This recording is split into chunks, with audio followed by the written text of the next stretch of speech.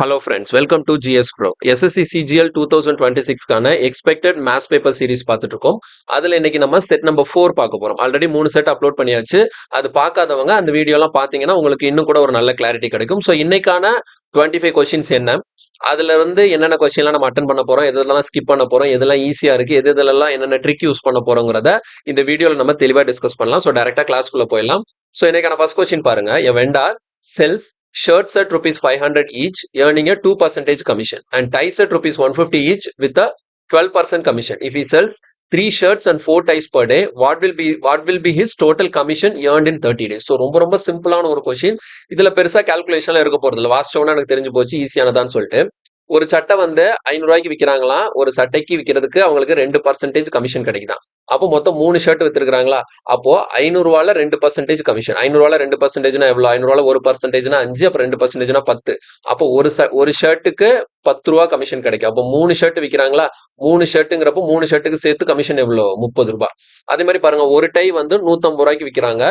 டைக்கு 12% கமிஷனா. அப்ப 150ல 12% நான் எப்படி கால்குலேட் பண்ணுவேன்? 150ல 10%னா 15, 1%னா 1.5. அப்போ 1% 1.5னா 2%ங்கிறப்போ 3. அப்ப 12% பார்க்கும்போது 15 + 3 எவ்வளோ? 8. புரியுதா உங்களுக்கு? ஸோ எதுவுமே நான் பெண்ணை வச்சு பெருசா கால்குலேஷன் பண்ண போறது இல்லை. அப்போ மொத்தம் 4 டை வித்துருக்காரு. ஒரு டைக்கு 18 ரூபான்னா அப்ப 4 டைக்கு எவ்வளவு வரும்? 18ஐயும் 4ஐயும் மல்டிப்ளை பண்ணும்போது 10 4ஆல பெருக்குனா 40, 8 4ஆல பெருக்குனா 32, 40 + 32 எவ்வளவு? 72. புரியுதா? ஸோ நான் என்ன என் மைண்ட்ல பண்றேனோ அதை நான் உங்ககிட்ட சொல்றேன். ஸோ இந்த இடத்துல உட்காந்து நம்ம தேவையில்லாது மல்டிப்ளை பண்ணி டைம் வேஸ்ட் பண்ணக்கூடாது, சரியா? ஸோ 3 ஷர்ட் 4 டை ஒரு நாளைக்கு விற்கிறாரு. அப்போ ஒரு நாளைக்குன்னு சேர்த்து பார்க்கும்போது பாருங்க, 3 ஷர்ட் விற்கும்போது 30 ரூபா கமிஷன், 4 டை விற்கும்போது 72 ரூபா கமிஷன், ஆக மொத்தம் பார்க்கும்போது 102 ரூபா கமிஷன் கிடைக்கும். எவ்வளோ? பர் டேக்கு 102 ரூபா பர் டே. சரியான கேள்வி என்ன? டோட்டல் கமிஷன் ஏர்ன்ட் இன் 30 டேஸ். 30 நாளைக்கு எவ்வளவு கமிஷன் கேட்கறாங்க. அப்ப 102 30ஆல பெருக்குனா ஆன்சர் வரும். 102 30ஆல பெருக்குனா ஆன்சர் எவ்வளவு? 3060. ஓகேவா? சோ இந்த கொஸ்டின் சால்வ் பண்றதுக்கு ஜஸ்ட் ஒரு 20 செகண்ட்ஸ் ஆகும், அவ்வளவுதான். சோ மேக்ஸிமம் 20 செகண்ட்ஸ்ல இந்த கொஸ்டினை கம்ப்ளீட் பண்ணிடலாம். அடுத்து பாருங்க, ஸோ ரேஷியோல direct question 20% of P + Q வந்து 50% ஆஃப் P - Q க்கு ஈக்குவலா இருக்கும். அப்போ P/Q என்னன்னு கேட்கறாங்க. அப்போ நம்ம என்ன பண்ணுவோம்? பர்சன்டேஜுக்கு பர்சன்டேஜை கால்குலேட் பண்ணிடுவோம். 0க்கு 0 கேன்சல் ஆயிடும். அப்போ 2 உள்ள போச்சுன்னா இது எப்படி மாறும்? 2P + 2Q equal to 5P - 5Qன்னு மாறும். அப்போ Q எல்லாம் ஒரு பக்கம், P எல்லாம் ஒரு பக்கம் எடுத்துட்டு இந்த 5 - 5Q இங்க எடுத்துட்டு வந்துட்டா என்ன ஆகும்? 7Qன்னு மாறிடுமா? இந்த 2P அங்க போச்சுன்னா என்ன ஆகும்? 3Pன்னு மாறிடும். ஸோ எனக்கு P/Q தான் கேட்கறாங்க. அப்ப Pனா 7, Qனா 3. ஸோ 7:3. இந்த கொஸ்டின் சால்வ் பண்றதுக்கு ஒரு 15 செகண்ட்ஸ். ஓகேவா? 15 செகண்ட்ல இந்த கொஸ்டின் முடிச்சிடலாம். ஸோ ரொம்ப சப்பையான கொஸ்டின், பேசிக்கான ஒரு கொஸ்டின். அடுத்து பாருங்க, a rod is divided in the ratio 2/5, 3/10, 1:2. The total length is 6 meter. Find the smallest piece ன்னு சொல்றாங்க. இங்க நமக்கு ஜஸ்ட் ரேஷியோ தான் இருக்கு. ஆனா அந்த ரேஷியோ எப்படி இருக்குதுன்னா ஃபிராக்ஷன்ல இருக்கு. அப்ப நம்ம என்ன பண்ணுவோம்? இது சிம்பிளா மாத்துறதுக்கு டினாமினேட்டரை பார்ப்போம். 5, 10, 2. ஓகே, 5, 10, 2. அப்போ 5, 10, 2க்கு எல்சிஎம் என்ன? 10. அப்ப 10 வச்சு நம்ம சிம்பிளிஃபை பண்ணும்போது என்ன பண்ணுவோம்? இது எல்லாத்தையுமே 10ஆல மல்டிப்ளை பண்ணுவோம். அப்ப இதை 10ஆல மல்டிப்ளை பண்ணும்போது என்ன ஆகும்? இங்க நான் சால்வ் பண்ணி காட்டுறேன் பாருங்க. இதை மைண்ட்லேயே பண்ணலாம், இருந்தாலும் புரியுறதுக்கா ஒவ்வொரு ரேஷியோவை நான் என்ன பண்றேன்? 10ஆல மல்டிப்ளை பண்றேன். ஸோ 10ஆல மல்டிப்ளை பண்ணும்போது இங்க 5ஆல கேன்சல் பண்ணும்போது இது 2 டைம்ஸ், இங்க 10க்கு 10 கேன்சல் ஆயிடும். இங்க 2ஆல கேன்சல் பண்ணும்போது நமக்கு 5 டைம்ஸ். அப்ப என்ன வருது? 2 × 2 4:3, அப்புறமேட்டு 5. ஓகேவா? 4:3:5. இந்த ரேஷியோல தான் அந்த ராடை டிவைட் பண்ணிருக்காங்க. டோட்டலா 6 மீட்டர். அப்ப இங்க ரேஷியோக்கான டோட்டல் பாருங்க, 4 3 7 7 5 எவ்வளவு? 12. ஸோ 12 தான் 6 மீட்டர். அப்படின்னா 12 தான் 6 மீட்டர்னா எனக்கு என்ன கேட்கறாங்க? Smallest piece. அப்ப 3 எவ்வளோன்னு பார்க்கணும். 3 எவ்வளோன்னு பார்க்கும்போது பாருங்க, இங்க நம்ம கேன்சல் பண்ணும்போது 4 டைம்ஸ், இங்க 4ஆல நீங்க கேன்சல் பண்ணீங்கன்னா 1.5 metre. So answer is 1.5 metre. So ரொம்ப சிம்பிளான கொஸ்டின் தான். இது சால்வ் பண்றதுக்கு நமக்கு ஒரு 15 செகண்ட்ஸ் ஆகும். சரியா? ஸோ 15 செகண்ட்ஸ்ல இந்த கொஸ்டினை ஈஸியா முடிச்சிடலாம். ஜஸ்ட் ஃபிராக்ஷன்ல இருக்கிற ரேஷியோவை ஹோல் நம்பர் ரேஷியோவா மாத்திட்டு இந்த டோட்டலை வச்சு டிவைட் பண்ணி பார்க்கும்போது ஸ்மாலஸ்ட் பீஸ் கேட்டதுனால 3 எவ்வளோன்னு சொல்லிட்டு பார்த்துருக்கேன். நெக்ஸ்ட் பாருங்க, the number of red, blue and green marble in a bag in the ratio of 3, 4, 6. If 20 red marble, 15 blue marble and an unknown number of green marble are added to the bag. இது இருக்கட்டும்னா இது கொஞ்சம் skip பண்ணிடுறேன். அடுத்து பாருங்க, furniture manufacturers, இது கொஞ்சம் லென்த்தியா இருக்கு, so skip பண்ணிடலாம். அடுத்து a vendor sold 15 toys for rupees 3,000 and gain a profit of 20%. How many toys should he sell for 2816 to make a profit of 10%? So ஈஸியான கொஸ்டின் தான். பாருங்க, 15 டாயை 3000 ரூபாய்க்கு விற்கிறதுனால அவங்களுக்கு 25% ப்ராஃபிட் கிடைக்குதான். அப்ப 2816 ரூபாய்க்கு அவர் எத்தனை டாய் வித்திருந்தாருன்னா அவருக்கு 10% ப்ராஃபிட் கிடைக்கும். ஒரே ஸ்டெப் தான். என்ன ஸ்டெப் அப்படின்னா பாருங்க, 15 டாயை 3000 ரூபாய்க்கு விற்கிறாரு. அப்போ ஒரு டாய் எவ்வளோன்னு விற்கிறாரு பாருங்க. 15ஆல் அடிச்சீங்கன்னா ஒரு டாய் எவ்வளவுக்கு வித்திருப்பாரு? 200 ரூபாய். அப்போ ஒரு டாயை 200 ரூபாய்க்கு வித்தா அவருக்கு எவ்வளவு ப்ராஃபிட் கிடைக்குது? 25% ப்ராஃபிட் கிடைக்குது. அப்ப நான் என்ன பண்ணுவேன்? 125 யூனிட்ஸ் தான் எனக்கு 200 அப்படின்னா எனக்கு எவ்வளவு பர்சன்டேஜ் ப்ராஃபிட் வரணும்? 10% ப்ராஃபிட் வரணும். அப்போ 110 யூனிட்ஸ் எவ்வளவுங்கிறத நான் கால்குலேட் பண்ணேன். புரியுதா? சோ இப்போ இதை நம்ம சிம்பிளிஃபை பண்ணும்போது என்ன வரும்னு பாருங்க. இங்க கேன்சல் பண்ணும்போது 25 டேபிள்ல கேன்சல் பண்றேன். ஓகேவா? So 525 or 125, 825 or 200. திரும்ப 5 ஆல் நம்ம இங்க கேன்சல் பண்ணோம்னா 22 வரும். அப்ப 22 into 8. ஓகேவா? So 22 into 8. இந்த 22 into 8 மல்டிப்ளை பண்ணணும், அப்படியே இருக்கட்டும். 22 into 8 அப்படிங்கிறது என்ன அப்படின்னு பாத்தீங்கன்னா, இந்த இடத்துல 200 ரூபான்னு போட்டலாம். அது என்னது? உங்களுக்கு 25% ப்ராஃபிட் கிடைக்கணும்னா ஒரு டாய் எவ்வளவுக்கு விக்கிறீங்க? 200க்கு விக்கிறீங்க. அதே 10% ப்ராஃபிட் வரணும்னா நீங்க ஒரு டாய் எவ்வளவுக்கு விக்கணும்? இந்த அமௌண்ட்டுக்கு விக்கணும். எது? 22 into 8 இந்த அமௌண்ட்டுக்கு விக்கணும். ஆனா அவங்க கேட்கறது என்ன? அப்போ உங்களுக்கு 10% ப்ராஃபிட் வரும்னா 2816 ரூபாய்க்கு எத்தனை டாய் விப்பீங்கன்னு சொல்லி கொஸ்டின் கேட்கறாங்க. அப்போ எனக்கு 10% ப்ராஃபிட் வரணும்னா ஒரு டாயை நான் எவ்வளவுக்கு விக்கணும்? 22 into 8 இந்த வேல்யூல விக்கணும். அப்போ மொத்தம் 2816 ரூபாய்க்கு நான் வந்து விக்கிறேன். ஒரு டாயோட விலை இவ்வளோ. அப்போ மொத்தம் நான் எத்தனை டாய் வித்திருப்பேன்? கான்செப்ட் புரியுதா? ஒரு டாயோட ரேட்டு இவ்வளோன்னு விக்கணும். ஓகேவா? அப்ப எனக்கு மொத்தமா நான் வித்தது 2816 ரூபாய். மொத்த டாய் வித்து எனக்கு கிடைச்சிருக்குன்னா நான் எவ்வளவு டாயை சேல் பண்ணிருப்பேன்னு சொல்லிட்டு கண்டுபிடிக்கிறதுக்கு இந்த டோட்டல் அமௌண்ட் இருக்கா 2816. இந்த 2816 ஒரு டாயோட ரேட்டால நீங்க டிவைட் பண்ணீங்கன்னா உங்களுக்கான ஆன்சர் வரும். இவ்வளவுதாங்க கால்குலேஷன். ஸோ கொஸ்டினை சிம்பிளா புரிஞ்சுக்கணும். இங்க எத்தனை டாய் விற்கிறாங்கன்னு சொல்லி கேட்கறாங்க. 2816 ரூபாய்க்கு நான் எத்தனை டாய் விற்கும் போது எனக்கு 10% ப்ராஃபிட். அப்போ ஒரு டாயை நான் 22 into 8 இந்த வேல்யூக்கு வித்தாதான் எனக்கு 10% ப்ராஃபிட் கிடைக்கும். அப்போ 2816 டோட்டல் அமௌண்ட் டிவைடட் பை ஒரு டாயோட செல்லிங் பிரைஸ் போடும்போது எனக்கு இங்க நம்பர் ஆஃப் டாய்ஸ் கிடைச்சிடும். ஓகேவா? ஸோ இதை சிம்பிளிஃபை பண்ணும்போது பாருங்க, நான் 8 டேபிள்ல கேன்சல் பண்றேன். 3 8s are 24. 3 8s are 24. Balance எவ்வளவு இருக்கும்? 5 8s are 40, 2 8s are 60. அடுத்தது நம்ம இது ஃபுல்லா போட முடியலன்னா உங்களுக்கு ஒன்றும் பிரச்சனை இல்லை, 11 டேபிளே போடுங்க. 2 11s are 22. இங்க என்ன வரும்? 3 2 வரும். மறுபடியும் 2 டேபிள்ல கேன்சல் பண்ணும்போது நமக்கு எவ்வளவு வருது? 16 வருது. ஸோ கொஸ்டினுக்கான ஆன்சர் இஸ் ஆப்ஷன் பி 16. ஓகேவா? ஸோ இந்த கொஸ்டினுக்கு ஒரு 20 செகண்ட்ஸ் போட்டுக்கலாம். ஓகே, ஸோ டைரக்டா இருக்கக்கூடிய கொஸ்டின் தான், ஆனா இதுல கொஞ்சம் கன்ஃபியூஸ் ஆகிறதுக்கு வாய்ப்பு இருக்கு. Okay, next question பாருங்க. In how many years will rupees 50,000 become 66,550 at 10% compound interest per annum சொல்லிருக்காங்க. So 50,000 பிரின்சிபல் இருக்கு. 66,550ங்கிறது என்னது? இது வந்து அமௌண்ட் கொடுத்திருக்காங்க, ரேட் ஆஃப் இன்ட்ரெஸ்ட் கொடுத்திருக்காங்க, நம்பர் ஆஃப் இயர்ஸ் கேட்கறாங்க, காம்பவுண்ட் இன்ட்ரெஸ்ட்னு சொல்லியாச்சு. ஓகேவா? சோ இந்த கொஸ்டின் வந்து சிம்பிளா சால்வ் பண்ணலாம், ஷார்ட்கட்லயே போட்டலாம். பாருங்க, இந்த கொஸ்டின் சால்வ் பண்றதுக்கு முதல்ல நீங்க என்ன பண்ணணும் அப்படின்னா, இங்க அமௌண்ட் இருக்கா? அமௌண்ட்டை நியூமரேட்டர்ல எழுதுங்க. சரியா?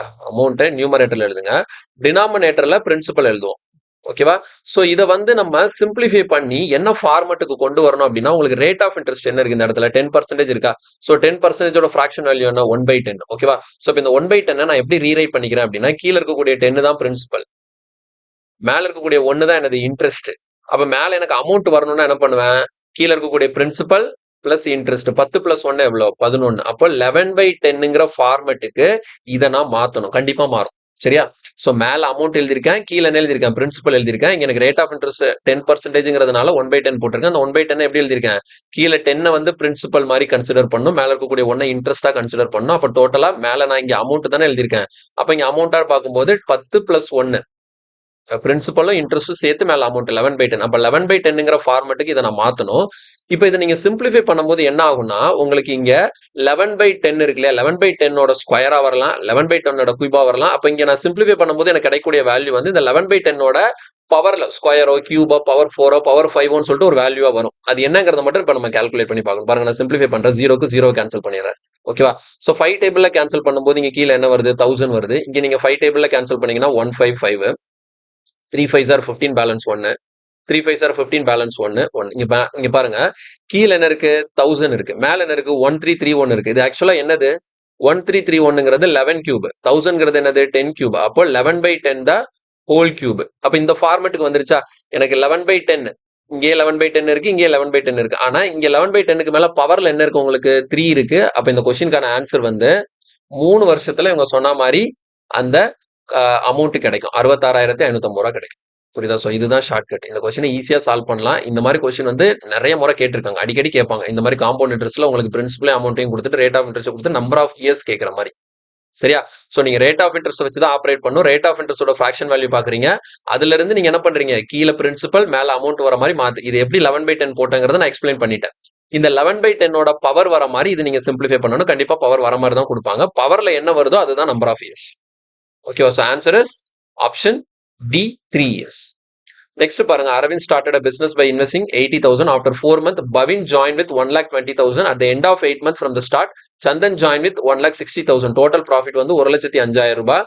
At the end of the year, ஒரு வருஷம் கழிச்சு இதுல வந்து சந்தனோட ஷேர் கேக்குறாங்க. அப்ப ஏபிசின்னு வச்சுக்கலாமா? அரவிந்த், பவின், அப்புறமேட்டு சந்தன் சொல்லிட்டு. ஸோ அரவிந்த் எவ்வளவு காசு கொண்டு வராப்ல? ஃபர்ஸ்ட் 80,000. ஸோ 80Kன்னு வச்சுக்கோம்.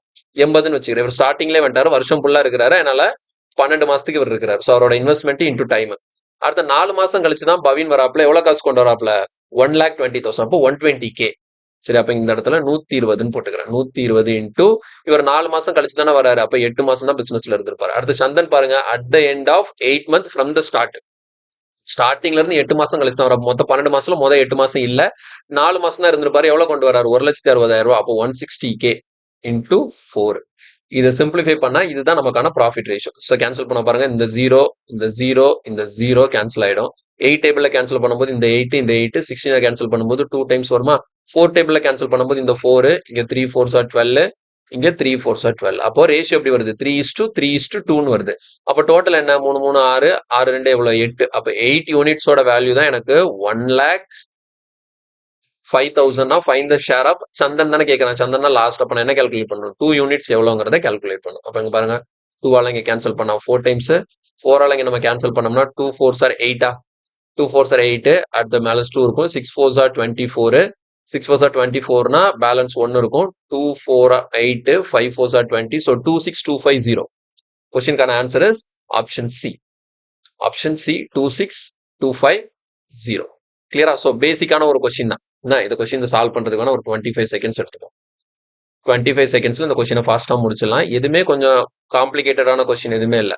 இதுல பாருங்க, 60 liter solution of alcohol and water has 20% water. How many liter of alcohol must be added to make the water content 15%? Okay, இதை நான் என்ன பண்ணுவேன் அப்படின்னா, இப்போ மொத்தம் 60 லிட்டர் இருக்கு. 60 லிட்டர்ல 20% வாட்டர் இருக்கு. அப்ப 60 லிட்டர்ல 20%னா எவ்வளவு? 12 லிட்டர் வருமா? ஸோ 12 லிட்டர் வாட்டர் இருக்கு. அப்ப மீதி 48 லிட்டர் என்ன இருக்கும்? ஆல்கஹால் இருக்கும். இங்க என்ன கேட்கறாங்க? how many liter of alcohol must be added? அப்போ மேல இருக்கிறது வாட்டர், கீழே இருக்கிறது ஆல்கஹால். அப்ப இந்த ஆல்கஹால் கூட இன்னும் எக்ஸ்ட்ரா நான் எவ்வளவு ஆல்கஹால் ஆட் பண்ண அப்படின்னா, இந்த வாட்டரோட லெவல் வந்து 15% மாறும். அப்போ வாட்டர் 15% மாறுதுன்னா ஆல்கஹால் எவ்வளவு பர்சன்டேஜா இருக்கும்? 85% இருக்கும். இந்த ஒரு ஸ்டெப்பை கரெக்டா எழுதிட்டீங்கன்னா வேலை முடிஞ்சு. சரியா? சோ இப்ப இதெல்லாம் நான் ஷார்ட்கட்ல போடவே இல்லை. இதெல்லாம் கான்செப்ட் தான். மேல வந்து நம்ம என்ன எழுதிருக்கோம்? வாட்டர் கண்டென்ட் எழுதுனா, கீழே ஆல்கஹால் கண்டென்ட் எழுதுனா. 12 48 60 லிட்டர் இருந்தது. இப்போ நான் என்ன பண்றேன்? ஆல்கஹால் ஆட் பண்றேன். அதனால பிளஸ் எக்ஸ். இப்போ ஆட் பண்ணதுக்கு அப்புறமேட்டு இந்த வாட்டருக்கும் இந்த ஆல்கஹாலுக்குமான அந்த பர்சன்டேஜ் மாறிடுச்சு. வாட்டர் வந்து 15% வந்துருச்சு. அப்போ மீதி இருக்கக்கூடிய 85% என்னவா இருக்கும்? ஆல்கஹாலா இருக்கும். இதை சிம்பிளிஃபை பண்ணீங்கன்னா உங்களுக்கு எக்ஸோட வேல்யூ கிடைச்சிடும். எக்ஸ் தான் நமக்கான ஆன்சர். பாருங்க, 4 3s are 12, 5 3s are 15. 4 3s are 12, 5 3s are 15. 5ஆல cancel பண்ணும்போது இங்க என்ன வரும்? 17 டைம்ஸ் வரும். இப்போ கிராஸ் மல்டிப்ளை பண்ணுங்க. 17 இங்க போச்சுன்னா 4. 17 4ஆல பெருக்குனா என்ன வரும்? 4னா ஒரு 40, ஒரு 28, 68 கிடைக்கும். ஓகேவா? ஸோ இந்த இடத்துல 48 பிளஸ் எக்ஸ்ன்னு இருக்கும். அப்போ எக்ஸோட வேல்யூ 48 இங்க போச்சுன்னா எவ்வளோ? Option B 60. ஓகேவா? ஸோ இந்த கொஸ்டின் சால்வ் பண்றதுக்கு ஒரு 20 செகண்ட்ஸ் எடுத்துக்கலாம். அவ்வளவுதான் இந்த கொஸ்டினுக்கான மேக்ஸிமம் டைம் கொடுக்க முடியும். நெக்ஸ்ட் பாருங்க, 3 group of students have average ages of 18, 20, 22 and the number of students in 3 groups in the ratio 3 2 3 5. What is the over? இது ஒண்ணுமே இல்லைங்க, ஈஸி. ஆவரேஜ் இருக்கு, இங்க நம்பர் ஆஃப் ஸ்டூடெண்ட்ஸுக்கு ரேஷியோ இருக்கு. அப்ப நமக்கு வந்து ஓவரால் ஆவரேஜ் கேட்கறாங்க. அப்ப பாருங்க, இங்க வந்து 2 ஸ்டூடெண்ட் இருக்கிறாங்க. 2 ஸ்டூடெண்டோட ஆவரேஜ் 18னா டோட்டல் என்ன வரும்? 36. 3 ஸ்டூடெண்ட் இருக்கிறாங்க. 3 ஸ்டூடெண்ட்டுக்கு ஆவரேஜ் 20னா டோட்டல் எவ்வளவு? 3 × 20 60. 5 ஸ்டூடெண்ட் இருக்கிறாங்க. 5 ஸ்டூடெண்ட் ஆவரேஜ் வந்து 22னா டோட்டல் எவ்வளவு? 110. ஸோ இந்த total divided by total number of students. மொத்த ஸ்டூடெண்ட் எவ்வளவு? 10. இவ்வளவுதான் ஆன்சர். ஓகேவா? ஸோ 110 170 206/10ன்னு இருக்கும். 206/10னா ஆன்சர் எவ்வளவு? 20.6. ஓகேவா? ஸோ இந்த கொஸ்டினுக்கு ஒரு 15 செகண்ட்ஸ் ஃபாஸ்டா ஆன்சர் பண்ணிடலாம்.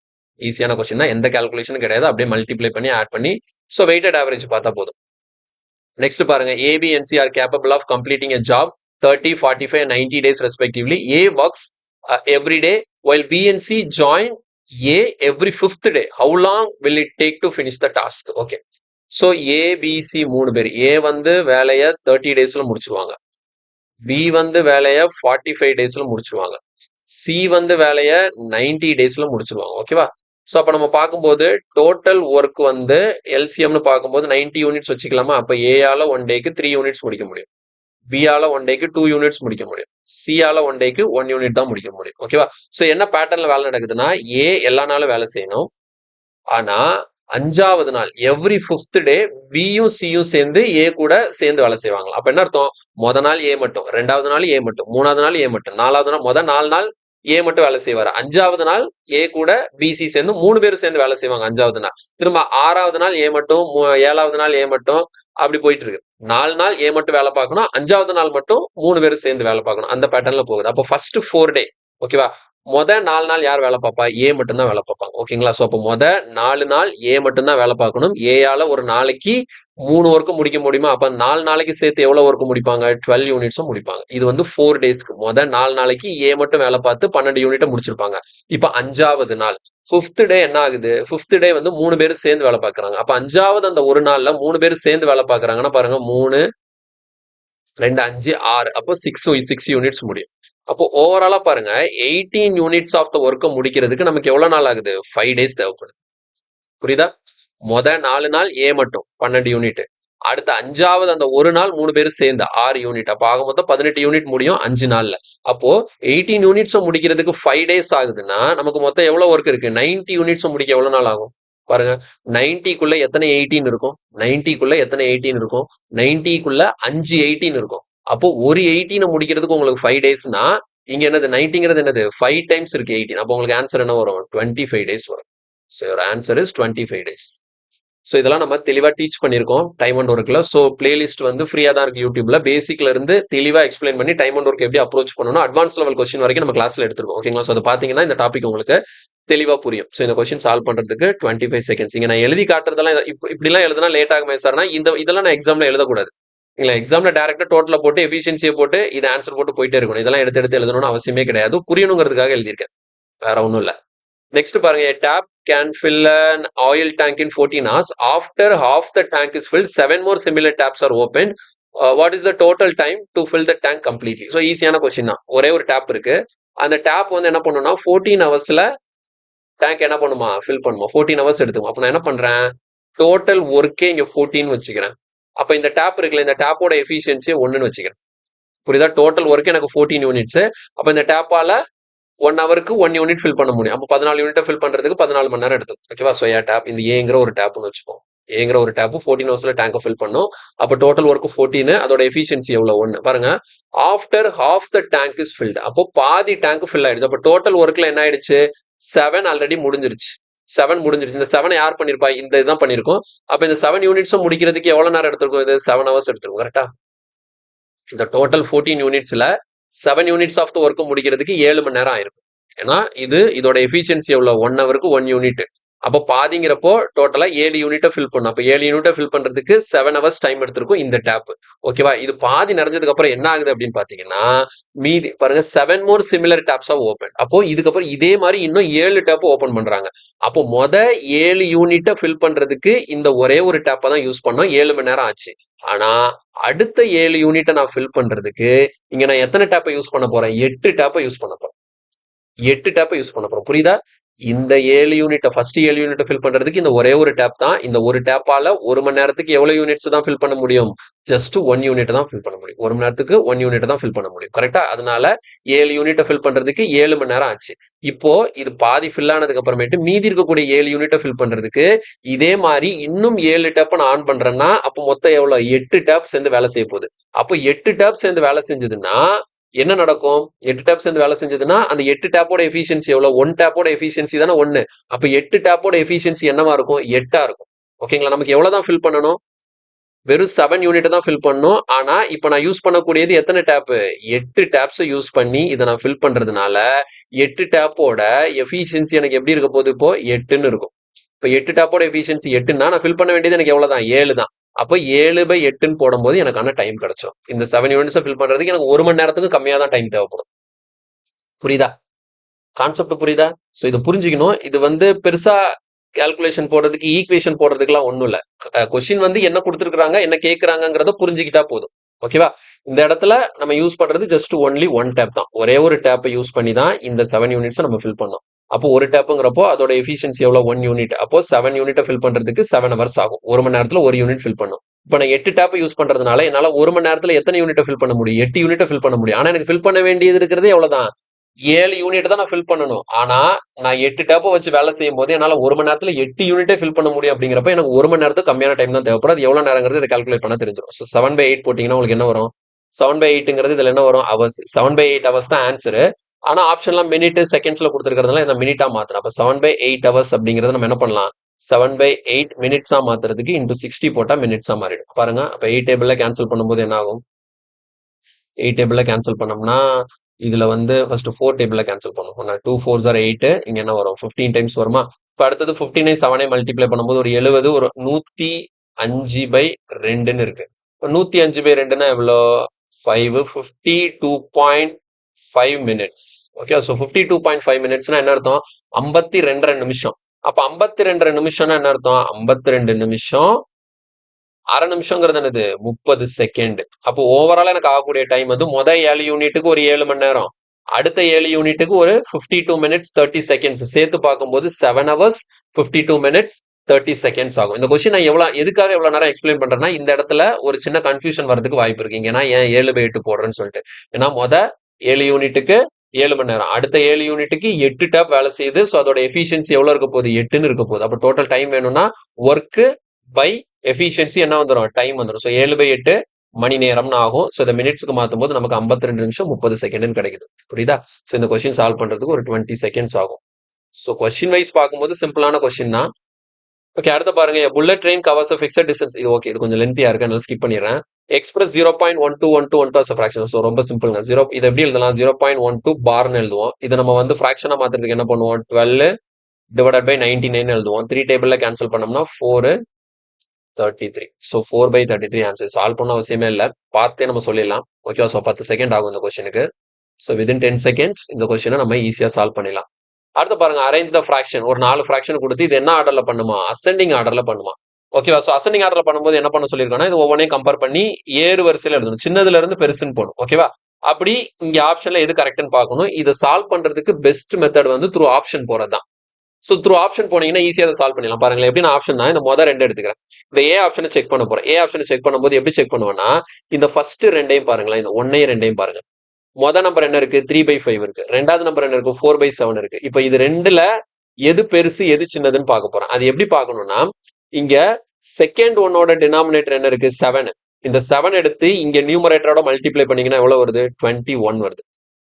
புரியுதா? இங்க செகண்ட் நம்பரோட டினாமினேட்டர் எடுத்து ஃபர்ஸ்ட் நம்பரோட நியூமரேட்டரோட மல்டிப்ளை பண்ணி ஃபர்ஸ்ட் நம்பர்ல எழுதுறேன் 21. இப்போ ஃபர்ஸ்ட் நம்பரோட டினாமினேட்டர் என்ன? 5. அப்ப அதை கொண்டு இந்த 4ஓட மல்டிப்ளை பண்ண எவ்வளோ? 20. அப்ப இந்த ரெண்டு வேல்யூ கம்பேர் பண்ணி பாருங்களேன். எனக்கு என்ன ஆர்டர்ல எழுதணும்? அசெண்டிங் ஆர்டர்ல எழுதணும். அசெண்டிங் என்ன அர்த்தம்?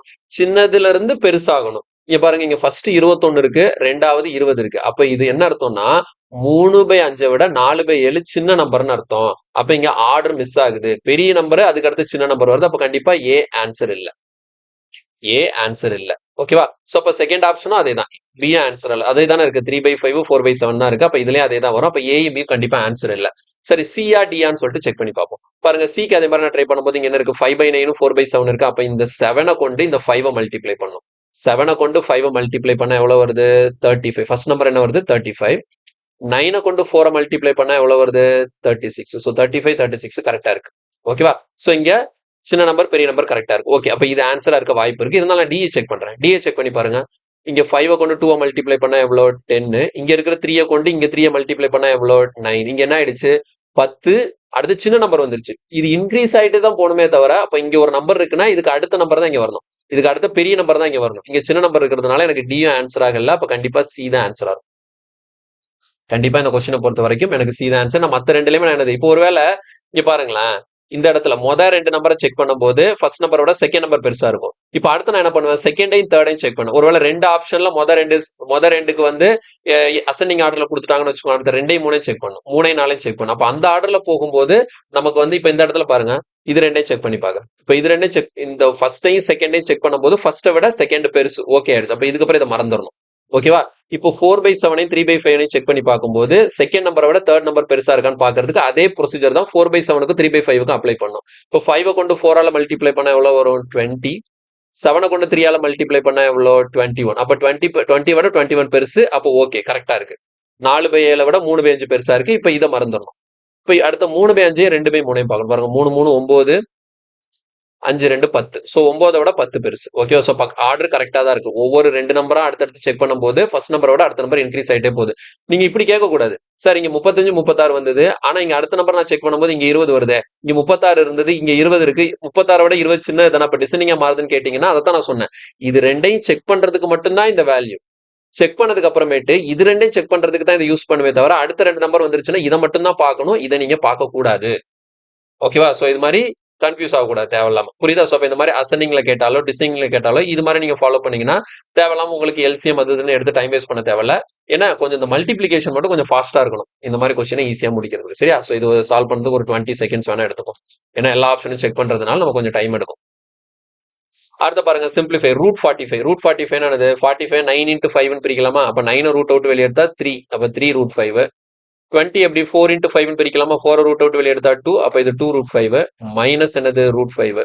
அப்போ 3 2 5. 5ல 1 போச்சுன்னா 4. So answer is 4 root 5. So கொஸ்டினுக்கு ஒரு 10 செகண்ட்ஸ் டைம் எடுத்துக்கலாம். ஸோ ரொம்ப சிம்பிளா தான் இருக்கு இந்த paper. The difference between two numbers. 2 நம்பருக்கான டிஃபரன்ஸ் 18 இருக்கு. அந்த 2 நம்பரோட ப்ராடக்ட் வந்து 63 இருக்கு. என்ன கேக்குறாங்க? What is the square of their sum? அப்ப அந்த 2 நம்பரோட சம்மோட ஸ்கொயர் கேக்குறாங்க. ஸோ இது அல்ஜிப்ரால நீங்க சால்வ் பண்றீங்கன்னு வச்சுக்கோங்களேன். 2 நம்பருக்கு டிஃபரன்ஸ் 18 இருக்கு. அப்ப a minus b equal to 18 எடுத்துக்கலாம். இல்லை எக்ஸ் ஒய்ன்னு எடுத்துக்கலாம், ஏபின்னு எடுத்துக்கலாம். அவங்களோட விருப்பம் தான். ஏபி எடுக்கிறதுனாலும் சரி, எக்ஸ் ஒய்ன்னு எடுக்கிறனாலும் சரி. அப்ப ஏக்கும் பிக்குமான டிஃபரன்ஸ் எவ்வளவா? 18. அடுத்து அதோட ப்ராடக்ட் வந்து எவ்வளவா? 63. என்ன கொஸ்டின் கேக்குறாங்க? Square of their sum. இப்ப சம்னா என்ன? a பிளஸ் பி அதோட ஸ்கொயர். இது என்னங்கிறத கண்டுபிடிக்கணும்.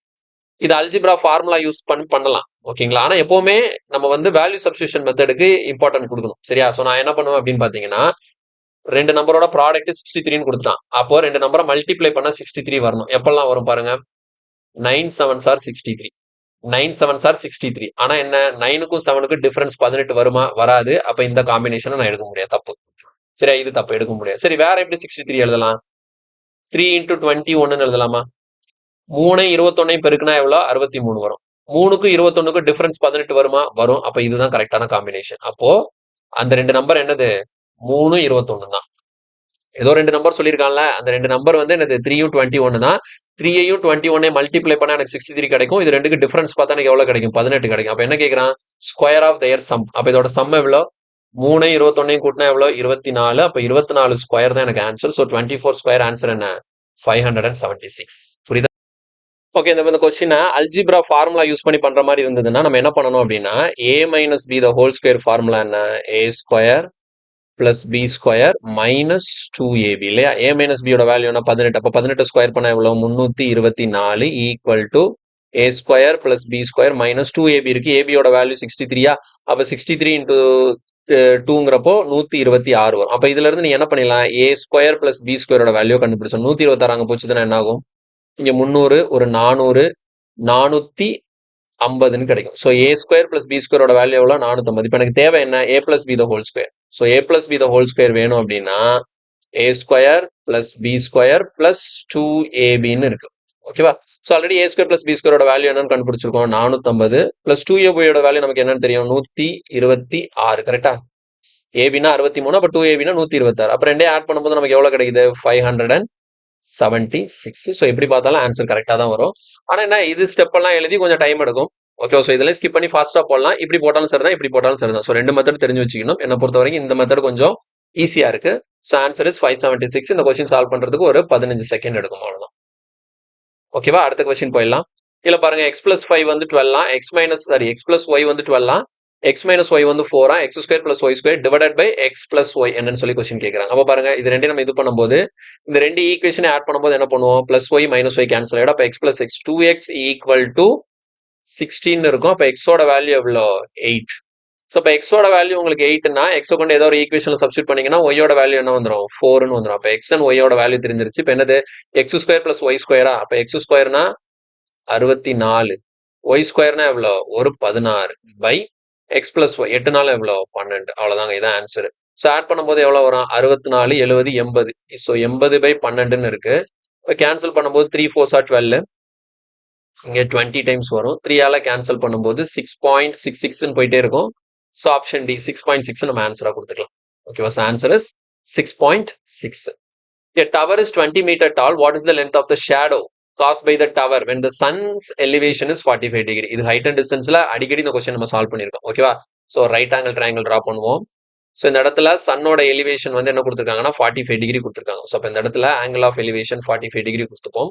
ஸோ அப்போ இதுதான் டவர். டவரோட ஹைட் வந்து எவ்வளோ 20 மீட்டர் இருக்கான். அப்போ இதுதான் ஷேடோ. சரியா? ஷேடோவோட ஹைட் என்னன்னு சொல்லி கொஸ்டின் கேட்குறாங்க. அப்போ இங்கே 45 டிகிரி இருக்கு. இப்போ 45 டிகிரி இருக்குன்னா ஆப்போசிட் சைடுக்கும் அட்ஜஸ்டன்ட் சைடுக்குமான ரேஷியோ எப்படி இருக்கும்? 1:1 ரெண்டும் சேமா தான் இருக்கும். அப்போ ஆன்சர் எவ்வளோ? 20 மீட்டர். ஓகேவா? ஸோ இந்த கொஸ்டின் டயக்ராம் வரையணும் அவசியமே இல்லை. இந்த 45 டிகிரியை பார்த்த உடனே அப்போ டவர் இது ரேஷியோனா 1:1, அப்போ 20னா 20 அப்படின்னு ஆன்சர் போட்டு போயிட்டே இருக்கலாம். ஸோ 15 செகண்ட் இந்த கொஸ்டின் கொடுப்போம். ஓகேவா? அடுத்த கேள்வி, sin ஏவோட வேல்யூ வந்து எக்ஸா. அப்ப என்ன கேட்குறாங்க? What is the value of tan A in terms of X? sin A value கொடுத்துட்டு tan ஏவோட வேல்யூ கேட்குறாங்க. அப்போ tan ஏனா என்ன? tan ஏனா என்னது? sin A divided by cos A, இதான tan A.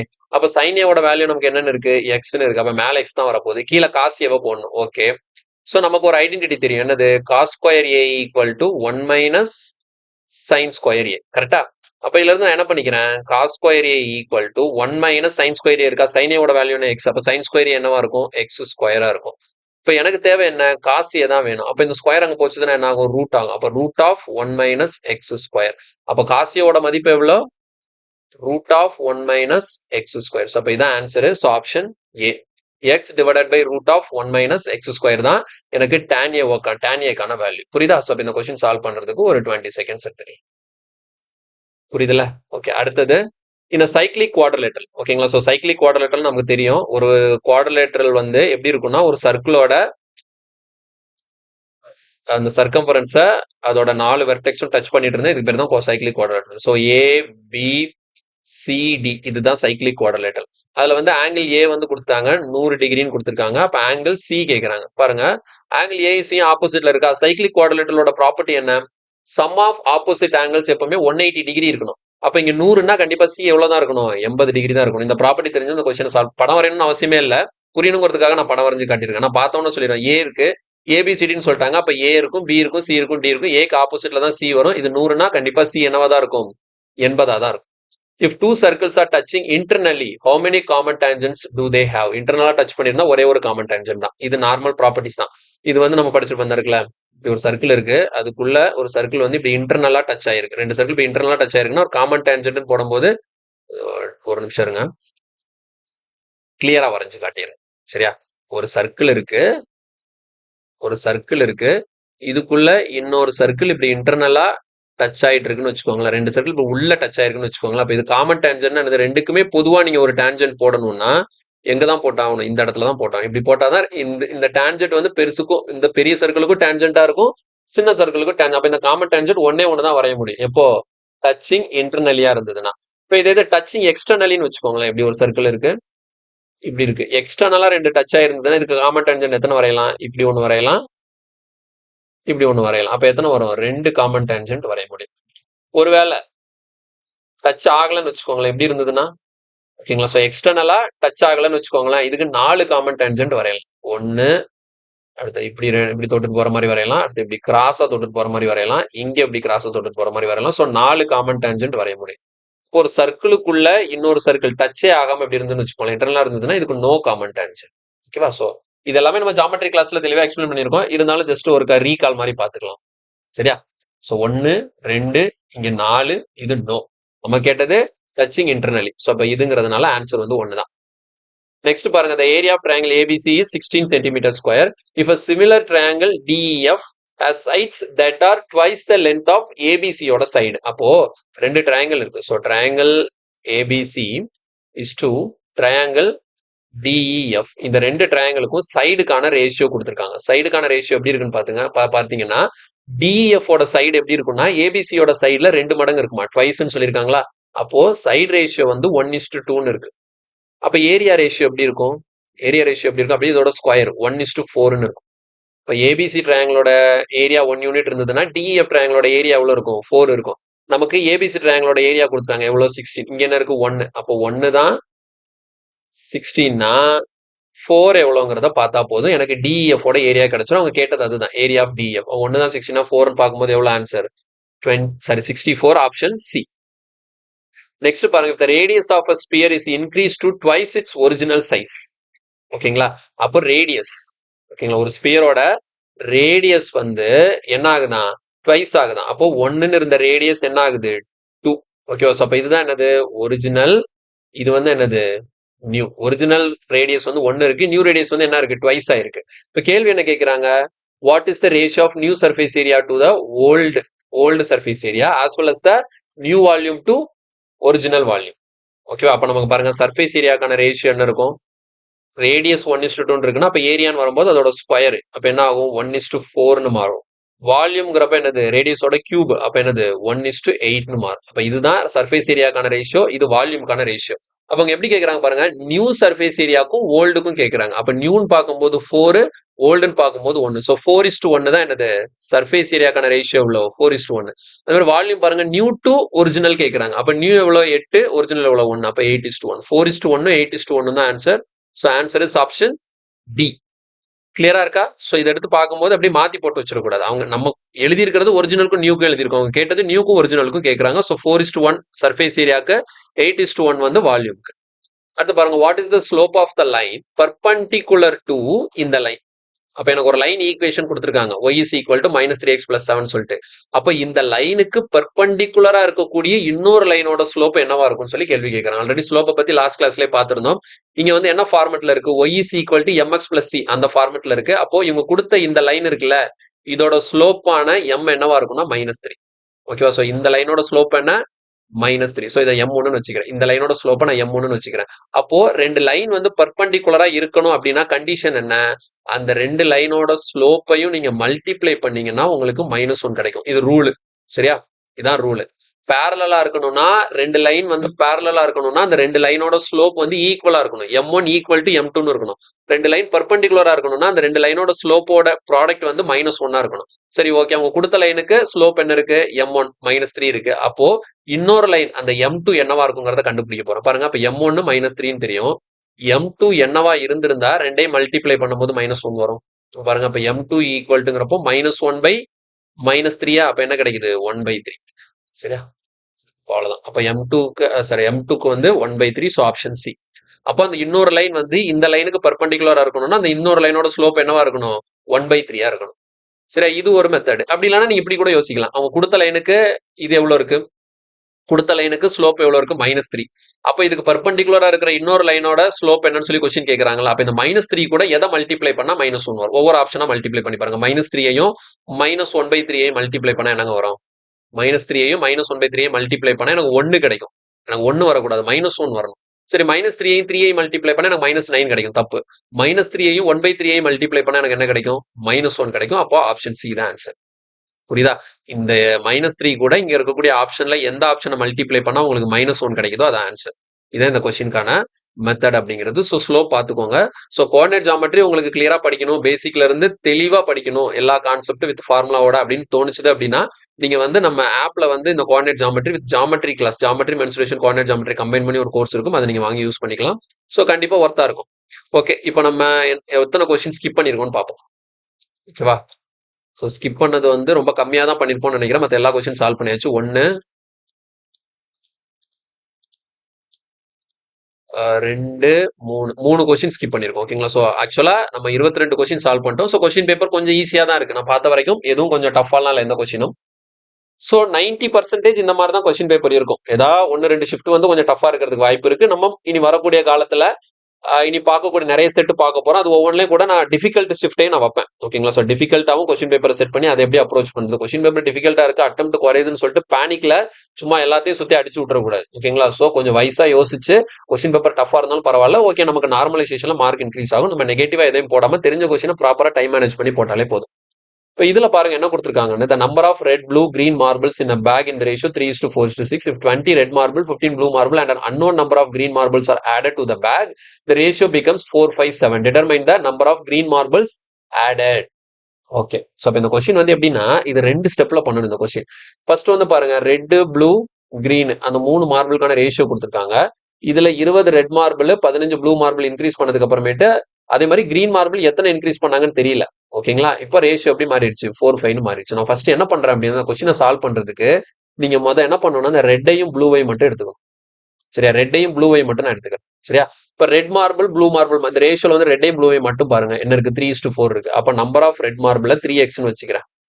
Number of blue marble 4x வச்சுக்கிறேன். ஓகே, அப்ப ரெட் மார்பிள் கூட எவ்வளவு ஆட் பண்றாங்க? 20. ப்ளூ மார்பிள்குள்ள எவ்வளவு ஆட் பண்றாங்க? 15. இப்படி ஆட் பண்ணதுக்கு அப்புறம் இப்போ அந்த ரெட்டும் ப்ளூக்குமான ரேஷியோ எப்படி மாறிடுச்சு? இங்க ஃபர்ஸ்ட் ரெண்டை மட்டும் பார்க்கணும். எப்படி மாறிடுச்சு? 4:5. ஸோ இதை நீங்க சால்வ் பண்ணீங்கன்னா உங்களுக்கு என்ன கிடைக்கும் தெரியுமா? இனிஷியலா அங்க எத்தனை ரெட் இருந்தது, எத்தனை ப்ளூ இருந்தது, எத்தனை கிரீன் இருந்ததுன்னு கிடைச்சிடும். ஓகேவா? ஸோ இது மாதிரி 3 கொடுக்கும்போது 2 மட்டும் எடுத்து நம்ம சால்வ் பண்றோம். ஏன்னா இந்த மாதிரி இங்க ஃபிராக்ஷன் போட்டு எழுதும் போது 2 இருந்தா போதுமானது. எதுக்காக நான் வந்து இந்த இடத்துல கிரீன் எடுக்கல அப்படின்னா கிரீன் எனக்கு தெரியாது. ஓகேங்களா? எனக்கு எவ்வளவு இன்க்ரீஸ் ஆச்சுன்னு சொல்லிட்டு ரெட்டுக்கும் ப்ளூக்கும் மட்டும் தான் தெரியும். அதை மட்டும் எடுத்து எழுதுனால எனக்கு இந்த எக்ஸை கண்டுபிடிச்சலாம். எக்ஸை கண்டுபிடிச்சோன்னா ஓவராலா அங்க எத்தனை மார்பிள் இருந்துச்சுங்கிறது எனக்கு தெரிஞ்சிடும். கிராஸ் மல்டிப்ளை பண்ணும்போது பாருங்க 15x பிளஸ் என்னது 100, இங்க என்ன வரும் 16x பிளஸ் 15 நாள் எவ்வளோ 60. ஓகேவா? அப்போ எக்ஸ் இங்க வந்துடும். எக்ஸ் ஈக்குவல் டு எவ்வளோ வந்துருச்சு? 40. கேல்குலேஷன்லாம் சிம்பிள் தான். அப்ப 40ன்னு தெரிஞ்சு போச்சு. அப்ப 40ன்னு என்ன அர்த்தம்? அங்க மொத்தமா எத்தனை ரெட் மார்பிள் இருந்தது அப்படின்னு பாத்தீங்கன்னா 3 × 40 120 ரெட் மார்பிள் இருந்திருக்கு. ப்ளூ மார்பிள் எத்தனைன்னு பாத்தீங்கன்னா 4 × 40 160. அதே மாதிரி கிரீன் மார்பிள் எத்தனை இருந்திருக்குன்னு பாத்தீங்கன்னா 6 × 40 240. ஓகேவா? ஸோ அப்போ total number of red blue green வந்து இனிஷியலா எவ்வளவு இருந்ததுன்னு தெரிஞ்சு போச்சு. இப்போ நான் என்ன பண்ண போறேன்? ஃபர்ஸ்ட் என்ன பண்ண ரெட்டையும் ப்ளூவையும் எடுத்தனா இப்போ நான் என்ன பண்ண போறேன்னா ப்ளூவையும் கிரீனையும் மட்டும் எடுக்க போறேன். இந்த ப்ளூவையும் கிரீனையும் மட்டும் வச்சு எப்படி ஆப்ரேட் பண்றேன்னு பாருங்க. ப்ளூ மார்பிள் மொத்தம் எவ்வளவு இருந்தது? 160 இருந்திருக்கு. கிரீன் மார்பிள் ஃபர்ஸ்ட் எவ்வளவு இருந்திருக்கு? 240 இருந்திருக்கு. ஓகேவா? இப்போ அடுத்து என்ன பண்ணிருக்காங்க? ப்ளூ மார்பிள் எவ்வளவு ஆட் பண்ணாங்க? 15 ஆட் பண்ணாங்க. கிரீன் மார்பிள் எவ்வளவு ஆட் பண்ணாங்கன்னு தெரியல. இப்போ எனக்கு ரேஷியோ இங்க எப்படி வந்திருக்குன்னு பாருங்க. இப்போ இதை மட்டும் எடுத்தா போதும் 5 7. ஓகேவா? ஸோ 5/7 அவ்வளவுதான். இதை சால்வ் பண்ணீங்கன்னா இந்த எக்ஸோட வேல்யூ கிடைச்சிடும். எக்ஸ் தான் எக்ஸ்ட்ரா ஆட் பண்ண இந்த கிரீன் மார்பிள். ஓகேவா? ஸோ இந்த கொஸ்டின் வந்து இது வரைக்கும் நம்ம பார்த்த கொஸ்டின்ல, அதாவது இந்த ஷிஃப்ட்ல நம்ம பார்த்த கொஸ்டின்ல கொஞ்சம் இது வந்து கொஞ்சம் லென்த்தியா தான் இருக்கிற மாதிரி வச்சுக்கோங்களேன். ஏன்னா உங்களுக்கு இங்க டோட்டல் கண்டுபிடிச்சாதான் எக்ஸ்ட்ரா ஆட் பண்றது எவ்வளவு தெரிய முடியும். அப்ப ரெட்டையும் ப்ளூவை வச்சு நீங்க என்ன பண்றீங்க? அங்க இருந்த மொத்த ரெட் ப்ளூ கிரீன் மார்பிளோட டோட்டலை கண்டுபிடிக்கிறீங்க. அதுக்கப்புறம் இந்த டோட்டலை யூஸ் பண்ணி எக்ஸ்ட்ரா நான் எவ்வளவு ஆட் பண்ணாங்கிறத ஈஸியா கண்டுபிடிச்சலாம். இப்போ இதை சிம்பிளிஃபை பண்ணும்போது என்ன ஆகும்? 160 15 கூட்டினா எவ்வளவு? 175. ஸோ இப்போ இந்த இடத்துல 175 போட்டுக்கிறேன். இப்போ 5 டேபிள்ல நம்ம கேன்சல் பண்ணும்போது 3 5s are 15 5 7s are 35 வரும். இப்போ கிராஸ் மல்டிப்ளை பண்ணும்போது பாருங்க 7 கொண்டு இங்க மல்டிப்ளை பண்ணும்போது 7 3 21. அப்போ 210 ஒரு 35ங்கிறப்ப 245 கிடைக்கும். இது இங்க அப்படியே போகும்போது என்ன ஆகும்? 240 பிளஸ் எக்ஸ்ன்னு வரும். ஓகேவா? ஸோ இப்போ எக்ஸ் ஈக்குவல் டு 245ல் 240 போச்சுதுன்னா எவ்வளோ? 5. So answer is option B 5. ஓகேவா? ஸோ இந்த கொஸ்டின் கொஞ்சம் டைம் எடுக்குது. இது சால்வ் பண்றதுக்கு ஒரு 35 செகண்ட்ஸ் எடுக்கும். இருந்தாலும் நம்மளோட டார்கெட் ஒரு கொஸ்டினுக்கு 36 செகண்ட். அதுக்கு கம்மியாவே இந்த கொஸ்டினை சால்வ் பண்ணிடலாம். இதெல்லாம் எடுத்து எழுதிட்டு இருக்கணும்னு அவசியம் இல்லைண்ணா. நான் வந்து புரியணுங்கிறதுக்காக உங்களுக்கு நிறைய ஸ்டெப்ஸ் எழுதி காட்டுறேன். மற்றபடி எக்ஸாமா பார்க்கும்போது இதில் நிறைய ஸ்கிப் பண்ணிட்டே நம்ம சால்வ் பண்ணலாம். ஓகே, அடுத்த கொஸ்டின் பாருங்க. A furniture manufacturer sells a dining table set to a showroom at a 25% discount on the mark price, but adds 10% handling fee on the discounted price. The showroom then sells the set for 4,500 more than what they paid, thereby earning a profit of 30%. At what price at the manufacturer marked the dining table set? அப்போ கேட்கக்கூடிய கேள்வி வந்து அந்த dining table செட்டை manufacturer என்ன ரேட்டுக்கு mark பண்ணாங்கன்னு சொல்லி கொஸ்டின் கேட்குறாங்க. அப்ப ஸ்டார்டிங்ல வரும்போது பாருங்க, ஃபர்ஸ்ட் மேனுஃபேக்சரர் யாருக்கு விற்கிறாங்க? ஒரு ஷோரூம் காரருக்கு விற்கிறாரு. அப்படி விற்கும் போது என்ன பண்றாரு? அவரோட மார்க் பிரைஸ்ல இருந்து 25% டிஸ்கவுண்ட் வச்சு விற்கிறாரு. அப்புறம் என்ன பண்றாரு? அதுல ஒரு 10% ஹேண்ட்லிங் ஃபீயா வாங்கியிருக்கிறாரு. எந்த பிரைஸ்ல? டிஸ்கவுண்டட் பிரைஸ்ல. ஓகேவா? அப்ப நம்ம ஃபர்ஸ்ட் என்ன எழுத போறோம் அப்படின்னு பாத்தீங்கன்னா, இந்த ஃபர்னிச்சர் மேனுஃபேக்சரர் இருக்கிறாருல, அவர் இந்த டைனிங் டேபிள என்ன விலைக்கு அந்த ஷோரூம் காரர்கிட்ட வித்தாரு அப்படின்னு நீங்க கண்டுபிடிக்கணும்னா ஃபர்ஸ்ட் உங்களுக்கு என்ன தெரியணும்? அதோட மார்க் பிரைஸ் தெரியணும். மார்க் பிரைஸ் ஆஃப் அந்த டைனிங் டேபிள் தெரியணும். அது நமக்கு தெரியாது. அதை தான் கொஸ்டினா கேட்டிருக்காங்க. சரி, ஓகே. இந்த மார்க் பிரைஸ்ல இருந்து அவர் என்ன பண்றாரு? 25% டிஸ்கவுண்ட் கொடுக்குறாரு. So into 75/100. அப்ப இதுதான் டிஸ்கவுண்டட் பிரைஸ். இதுல இருந்து ஹேண்ட்லிங் ஃபீயா ஒரு 10% ஆட் பண்ணிக்கிறாரா? அப்போ 110/100 போட்டுக்கிறேன். அப்ப இதுதான் என்ன அப்படின்னு பாத்தீங்கன்னா, நமக்கு அந்த மேனுஃபேக்சரர் யார்கிட்ட வித்தது? அந்த ஷோரூம் காரர்கிட்ட வித்த மேனுஃபேக்சரரோட செல்லிங் பிரைஸ் இது. இது யாரோட செல்லிங் பிரைஸ்? மேனுஃபேக்சரரோட செல்லிங் பிரைஸ். அப்போ இது அந்த ஷோரூம்காரருக்கு என்னவா மாறிடும்? Cost price. அப்ப இது ஷோரூம்காரரோட காஸ்ட் பிரைஸ். ஓகேவா? சரி, ஓகே. அப்ப இந்த விலைக்கு தான் என்ன பண்ணிருக்காரு? ஷோரூம்காரரு அந்த டைனிங் டேபிள வாங்கியிருக்கிறாரு. வாங்கிட்டு என்ன பண்ணிருக்காருன்னா, இதுல இருந்து ஒரு 4500 எக்ஸ்ட்ரா வச்சு அவர் வித்திருக்கிறாரு. அதுல அவருக்கு கிடைச்ச லாபம் தான் எவ்வளவு? 30%. அப்ப யோசிச்சு பாருங்களேன். இந்த விலைக்கு தான் வாங்குறாரு. அப்ப இது வந்து மேனுஃபேக்சரருக்கு selling price. At the same time ஷோரூம்காரருக்கு காஸ்ட் பிரைஸ். அப்போ இதுதான் ஷோரூம்காரரோட காஸ்ட் பிரைஸ் அப்படின்னா, இந்த விலைக்கு வாங்கி இதுல இருந்து எக்ஸ்ட்ரா ஒரு 4500 வச்சு விக்கிறாரு. அப்போ இந்த 4500 தான் என்னது? அந்த ஷோரூம்காரருக்கான லாபம். அப்போ 4500 லாபம். பர்சன்டேஜ் படி பார்த்தா அது 30%. அப்ப 30% தான் எனக்கு என்னது? இந்த 4500. புரியுதா? சோ ஷோரூம்காரருக்கு 30% ப்ராஃபிட் கிடைச்சிருக்கு. அது அமௌண்டா பார்த்தா 4500 லாபம் கிடைச்சிருக்கு. அப்ப 100 நான் எவ்வளவுன்னு பார்க்கும்போது எனக்கு என்ன வந்துரும்? அந்த ஷோரூம்காரோட காஸ்ட் பிரைஸ் கிடைச்சிருமா பாருங்க. இதை நம்ம சிம்பிளிஃபை பண்ணும்போது என்ன வரும்? 3 டைம்னா 15 150 வரும்.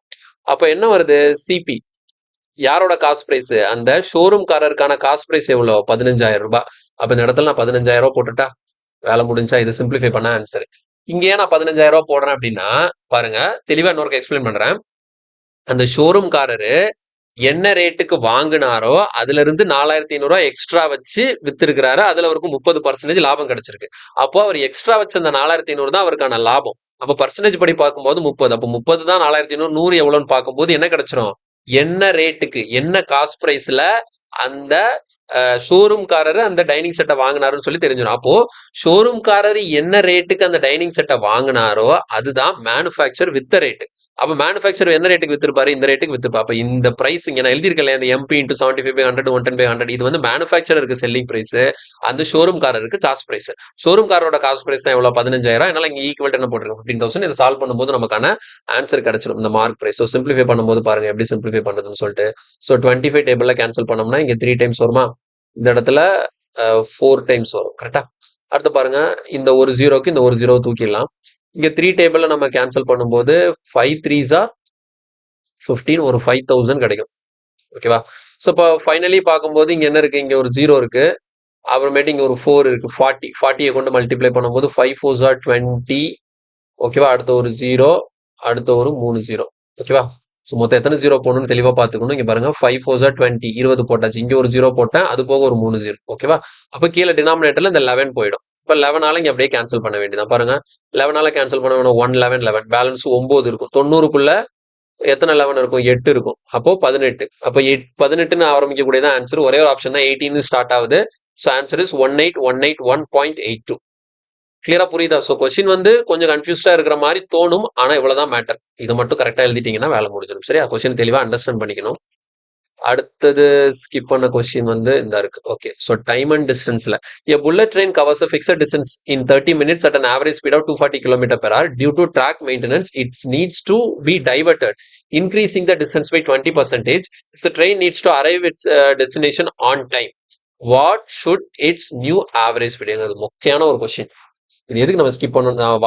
லென்த்தா இருந்ததுனால நான் ரீட் பண்ணாம ஸ்கிப் பண்ணிட்டேன். அதர்வைஸ் இது வந்து சிம்பிளான கொஸ்டின். நான் கண்டிப்பா செகண்ட் ரவுண்ட்ல இதை பார்க்கும்போது இந்த கொஸ்டின் ஈஸியா சால்வ் பண்ணிருக்கலாம். என்னன்னா, இங்க வந்து ஒரு புல்லட் ட்ரெயின் வந்து ஏதோ ஒரு சர்டைன் டிஸ்டன்ஸை வந்து 30 நிமிஷத்துல கவர் பண்ணணும். அது என்ன ஸ்பீட்ல போனா 240 km/h ஸ்பீட்ல அது போனுச்சுன்னா அந்த டிஸ்டன்ஸை 30 நிமிஷத்துல கவர் பண்ணிரும். இதுதான் லாஜிக். நார்மலா அப்படிதான் போகும். எவ்வளவு டிஸ்டன்ஸ் அவங்க கொடுக்கல, ஆனா 30 மினிட்ஸ்ல 240 km/h ஸ்பீட்ல போகும்போது அந்த டிஸ்டன்ஸை கரெக்டா கவர் பண்ணிடுமா. இடையில ட்ராக் மெயின்டெனன்ஸ் நடக்கிறதுனால அதை வந்து கொஞ்சம் டைவர்ட் பண்ணி வேற வழியில விட்டுருக்காங்க. இப்ப வேற வழியில விட்டதுனால அந்த டிஸ்டன்ஸ் என்ன ஆகுதான்? வழக்கமா அது கவர் பண்ற டிஸ்டன்ஸ் வந்து இப்ப 20% இன்க்ரீஸ் ஆயிருச்சு. அப்ப டிஸ்டன்ஸ் ஜாஸ்தி ஆயிருச்சு. ஆனாலும் என்ன சொல்றாங்க? அது கரெக்டா 30 நிமிஷத்துல அதோட டெஸ்டினேஷனுக்கு போய் ரீச் ஆகணும். அப்போ அதோட ஸ்பீடு வந்து எவ்வளவு இருக்கணும்? அப்ப இதுக்கு முன்னாடி நார்மல் டிஸ்டன்ஸ் இருக்கும்போது 30 நிமிஷத்துல நீங்க கவர் பண்றதுக்கு 240 km/h ஸ்பீட்ல போனீங்க. இப்போ உங்களோட டிஸ்டன்ஸ் வந்து 20% இன்க்ரீஸ் ஆயிருச்சு. அப்ப கண்டிப்பா அதே 30 செகண்ட்ல இந்த எக்ஸ்ட்ரா டிஸ்டன்ஸ் நீங்க கவர் பண்ணணும்னா உங்களோட ஸ்பீடை இன்க்ரீஸ் பண்ணி தான் ஆகணும். அப்ப நீங்க என்ன ஸ்பீட்ல போகணும்னு சொல்லி கொஸ்டின் கேக்குறாங்க. நார்மலா லாஜிக்கா யோசிச்சு பாருங்களேன். இப்ப இந்த இடத்துல டைம் கான்ஸ்டன்ட், கரெக்டா? ஸோ கான்செப்ட்ல கிளியரா இருந்தாதான் இந்த மாதிரி கொஸ்டினுக்கு வந்து நீங்க சிம்பிளா எப்படி ஆன்சர் இருக்குன்னு தெரியும். இதுல நான் சொல்றேன் பாருங்க, ஒரே ஸ்டெப் தான் அந்த கொஸ்டினுக்கான ஆன்சர். ஸ்டெப் கூட போகணும்னு அவசியம் இல்லை. அப்படி மைண்ட்ல பார்த்து இந்த கொஸ்டினுக்கு ஆன்சர் போட்டுக்கலாம். சரி, அந்த கொஸ்டினுக்கான ஆன்சர் என்ன தெரியுமா? 240, ஒரு 48, 288 தான் ஆன்சர். சரியா? எப்படி 288 ஆன்சர் சொன்ன அப்படின்னா ஒரே ஒரு கான்செப்ட் தான். டைம் கான்ஸ்டன்டா இருக்கு. டைம் கான்ஸ்டன்டா இருக்கும்போது என்ன ஆகும்? டிஸ்டன்ஸ் வந்து directly proportion to speed. Distance வந்து இந்த ப்ரொபோர்ஷனா என்ன, டைம் கான்ஸ்டன்டா இருக்கும்போது டிஸ்டன்ஸுக்கும் ஸ்பீடுக்கு என்ன ரிலேஷன், ஸ்பீடு கான்ஸ்டன்டா இருக்கும்போது டிஸ்டன்ஸுக்கும் டைமுக்கும் என்ன ரிலேஷன். ஸோ இது எல்லாமே நம்ம டைம் அண்ட் டிஸ்டன்ஸ் கிளாஸ்ல தெளிவா சொல்லி கொடுத்துருக்கோம். ஸோ டைம் அண்ட் டிஸ்டன்ஸ் பேசிக்ல இருந்து நீங்க படிக்கணும் அப்படின்னா யூடியூப்ல ஃப்ரீயாவே அவைலபிளா இருக்கு பிளேலிஸ்ட், கம்ப்ளீட் என்டையர் டாபிக் உங்களுக்கு ஸ்டார்டிங்ல இருந்து அட்வான்ஸ் லெவல் கொஸ்டின் வரைக்கும் தெளிவா நான் நடத்திருக்கேன். ஸோ நீங்க ஃப்ரீயாவே பாத்துக்கலாம். ஓகேங்களா? ஸோ ஃபுல்லா பாருங்க, கண்டிப்பா உங்களுக்கு பிடிக்கும். டைம் அண்ட் டிஸ்டன்ஸ்ல உங்களுக்கு ஐடியா இல்ல, எனக்கு கான்செப்ட்ல கிளியரா இல்ல, சும்மா நான் அந்த மாதிரி ஃபார்முலா மாதிரி வச்சுதான் போடுவேன், மத்தபடி எனக்கு புரிஞ்சுக்கிறது கஷ்டமா இருக்குன்னா நீங்க அதை பாருங்க, உங்களுக்கு தெளிவா புரியும். ஓகேங்களா? ஸோ அது கேரண்டி தான். சரி, ஓகே. பாருங்க, டைம் கான்ஸ்டன்ட் இங்க 30 நிமிஷம், இப்போ நான் 30 நிமிஷம் தான் போகணும். ஸோ டைம் கான்ஸ்டன்டா இருக்கு, டைமை நான் மாத்தவே கூடாது.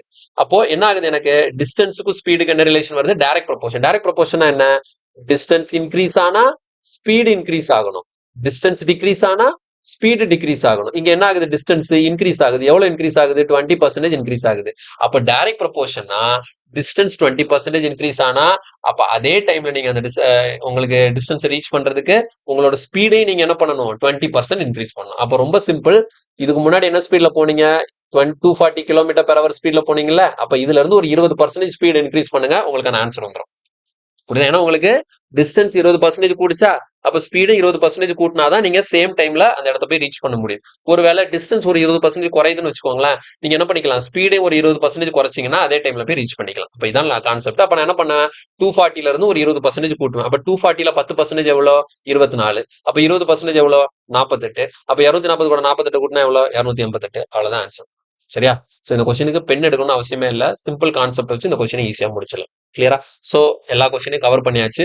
சோ நீங்க பார்த்ததுல ஒரு சில வித்தியாசமான கொஸ்டின், நீங்க படிக்காத டாபிக்ல இருந்து ஏதாவது கொஸ்டின்ஸ் கூட இருக்கும். சோ இருந்தாலும் பிரச்சனை இல்ல, நீங்க படிக்காத டாபிக்ல கொஞ்சம் ஸ்ட்ராங் ஆக ட்ரை பண்ணுங்க. எப்பவுமே டெஸ்ட் போடும்போது உங்களோட வீக் ஏரியா என்ன, எப்பவுமே நம்ம ஸ்ட்ராங்கானது தான் பார்த்துட்டு இருப்போம். வீக்கான ஏரியா என்னன்னு பார்த்து அதுல மார்க்கை இன்க்ரீஸ் பண்றதுக்கு நீங்க ட்ரை பண்ணும்போது தான் உங்களோட மார்க் இம்ப்ரூவ் ஆகும். கிளியரா புரிஞ்சுதா? சரி, இதுல ஏதாவது டவுட் இருந்ததுன்னா கண்டிப்பா கமெண்ட்ல சொல்லுங்க. வீடியோ பிடிச்சிருந்தா லைக் பண்ணுங்க, ஃப்ரெண்ட்ஸ் எல்லாருக்கும் ஷேர் பண்ணுங்க. மறக்காம நம்ம சேனலுக்கு சப்ஸ்கிரைப் பண்ணி சப்போர்ட் பண்ணுங்க. முக்கியமான விஷயம் என்ன அப்படின்னு பாத்தீங்கன்னா, நான் வந்து இதுக்கான பிடிஎஃப்லாம் சொல்லியிருந்தேன் இல்லையா, அது எல்லாமே நான் அப்லோட் பண்ணிட்டேன். ஆல்ரெடி இதுக்கு முன்னாடி பார்த்த 3 செட்டுக்கும் பிடிஎஃப் அவைலபிளா இருக்கு. இப்ப இதுக்கும் நான் வந்து இன்னைக்கு இல்ல நாளைக்கு வந்து நான் பிடிஎஃப் வந்து அதுல அப்லோட் பண்ணிடுவேன். சரியா? சோ நீங்க இதை பார்த்துட்டு அந்த பிடிஎஃப் வந்து உங்களுக்கு ரெஃபரன்ஸ்க்கு நீங்க யூஸ் பண்ணிக்கலாம். ஓகே, நெக்ஸ்ட் கிளாஸ்ல மீட் பண்ணலாம். தேங்க்யூ, பாய்.